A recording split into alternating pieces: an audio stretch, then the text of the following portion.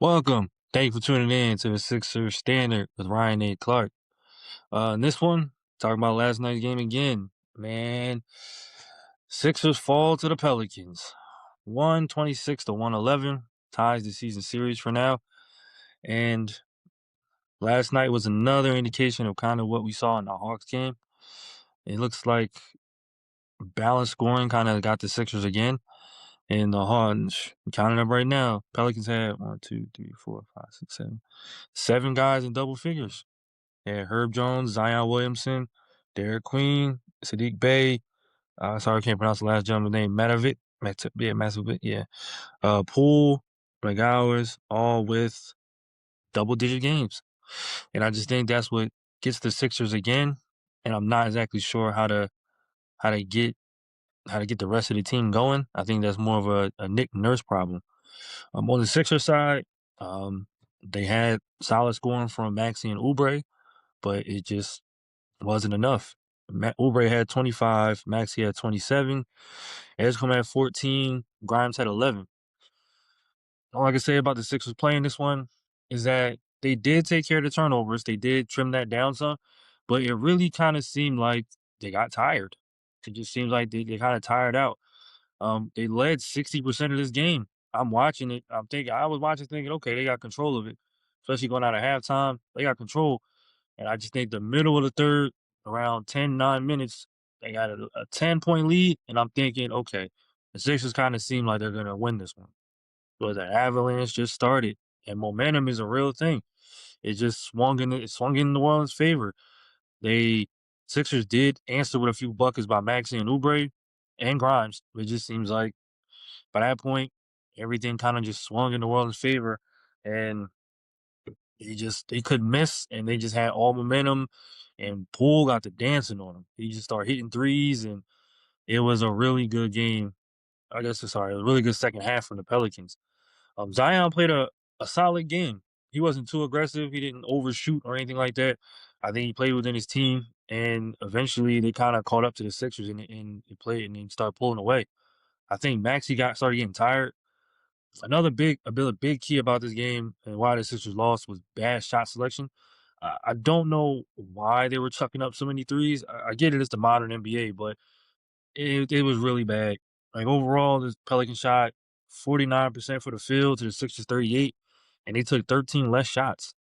So, Pelican shot 40 of 81 to the Sixers 36 of 94. That's a big drop. I don't see it. Just the quality of shots. And for me, of course, recently in this losing streak against the Hawks, I highlighted the fast break points and assists. Pelicans won both of those tonight. Fast break points. Pelicans 26 to the Sixers 17. Assists 25 for the Pelicans, 19 for the Sixers. It just kind of shows, again, kind of just shows the playmaking that's needed. And the Sixers right now currently don't got it. I kind of, another point going into this game, I kind of was looking at the Poole versus Grimes matchup, and clearly Poole won it. Granted, he is a champion, he's more experienced, so I definitely knew that was going to happen. But I'm expecting a little more out of Grimes.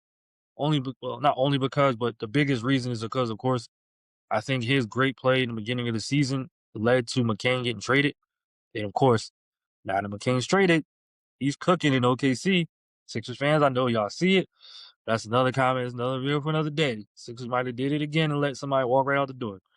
But yeah, I just saw. I want to see that out of Grimes. Not saying he got to be sixth man of the year quality or anything like that, but he, I expect more of like maybe 15 to 18 off the bench from him a game. I think he's a good player and a great shooter. I just think that right now, I don't know if he's in a slump or yeah, I'm not sure. Maybe he got the contract. Maybe he's playing a lot more free. I mean, you don't want that, but we have to kind of see on that one. And the fast break points, I mean, again, it came to the low energy. I think the Sixers started off hot. They went on a 8-0 run. Pelicans stormed right back 7-0, and then they kind of took momentum again. But again, like I said, the first half, the Sixers kind of played better and, you know, even things out. And like I said, again, going into halftime, the Sixers were playing good. They had the lead. It's just that third quarter collapsed. And it kind of just seemed like the Sixers really didn't play bad. They just took really bad shots. It was Maxey up the court, pulling from 27. Maxey up the court, pulling from 27. Then they were trying to take a layup. Then they were trying to take a layup. Then three more threes right after that. And it just seems like, again, that's kind of where I have to look at Nick Nurse and wonder, what exactly are you calling? Why are you? Maybe he is telling them and they're not listening. I don't know. But it seems like he didn't really get to them about getting to the basket. And even during even during the collapse of the third, he didn't really call a timeout. He kind of let it happen. Maybe he wanted them to adjust to it, but I think when he called the timeout was too late. By the time he called the timeout, Pelicans were already up 5 and hit a big three. And I say it was a big and one by Matt Kovic. Sorry, I can't say it, pronounce it right, but I think his and one on Coma was a big part in the swing of the game, especially in that third. It just that third quarter, I think, is what turned the tide for the Sixers. It just seems like they couldn't match it, and something that we've been focusing on, and something that I also talked about with the Hawks game. Same thing gonna happen with this game. There's no scoring from the forward and center positions. Yes, I get see if you want to say Oubre, fine, he's considered a forward. But outside of that, no one else got over 10 points. Walker had 9. Coma had 2 or 4. It's not going to cut it, especially on the other end. Like I said, Queen had 10. Even DeAndre Jordan had 15 rebounds. It just seems like the Pelicans just wanted him more. Herb Jones had 14. Like I said, Makovic, sorry. He had 12 points. Seemed like I said, McGowan 13. Just seems like the balanced scoring is what keeps getting the Sixers. And it just seems like the players that we have right now, they're not bad. I don't think they're bad at all. I just think that on the offensive end, we just gotta get it going. I'm not sure. I think it's more on Nurse to help get them going. I don't think they're off ball defenders or anything like that. And that's why I think a playmaking guard was really needed to help get them going and get them, open shots or lobs or things like that. It seems like right now they're relying heavily on the guards and letting them go ISO one on one or head of steam to the basket. It's that's what it kind of just looks like. Cuts and head of steam to the basket or a step back three. And it's definitely not working for the Sixers right now. And we are in a bad spot. The Sixers are in a bad spot. Because right now the team is now 30 and 26. And guess what? Now they're in a three-way tie for the sixth spot. Not three-way tie, but three-way matchup for the sixth spot right now. Sixers are now 30 and 26. The Heat, who they play coming up, are now 30 and 27.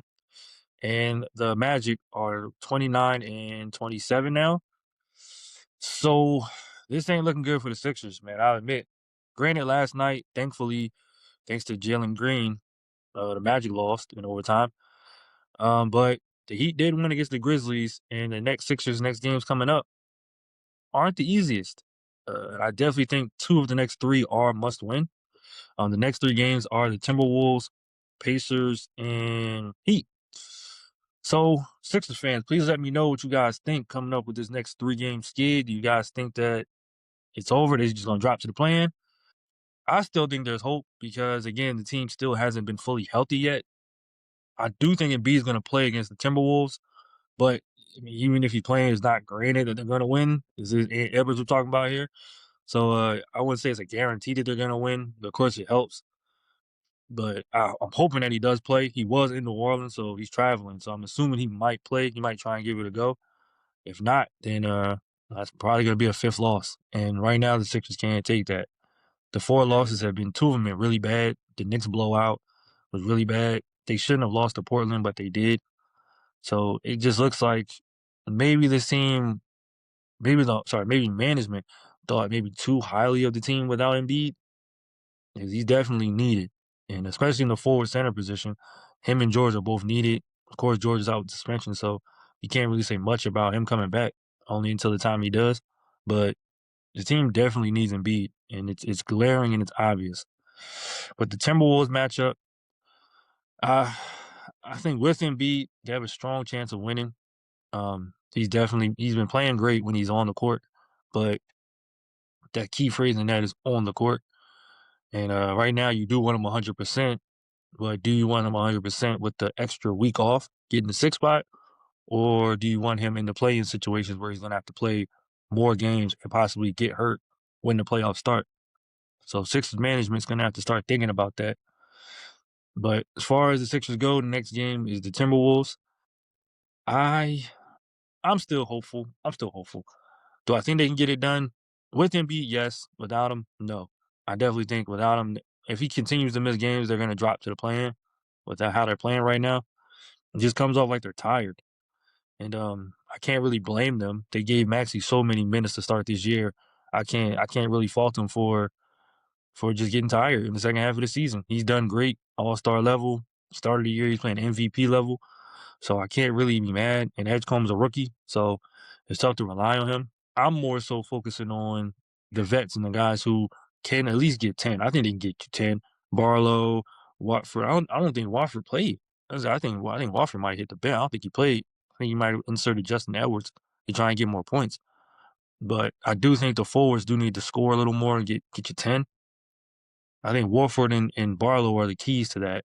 They have the potential. I just think maybe the coaching scheme isn't getting them open shots or close shots around the basket just for little quick turnarounds or something. I think some things need to change within the game plan. I think the lineups are kind of off still, but please let me know what you guys think in the comments. Do you think the Sixers are headed for the play-in? Do you think they're going to miss the playoffs? I mean, that question can happen. I mean, that can happen. That can happen. What do you guys think? Let me know. Thank you. Have a good one.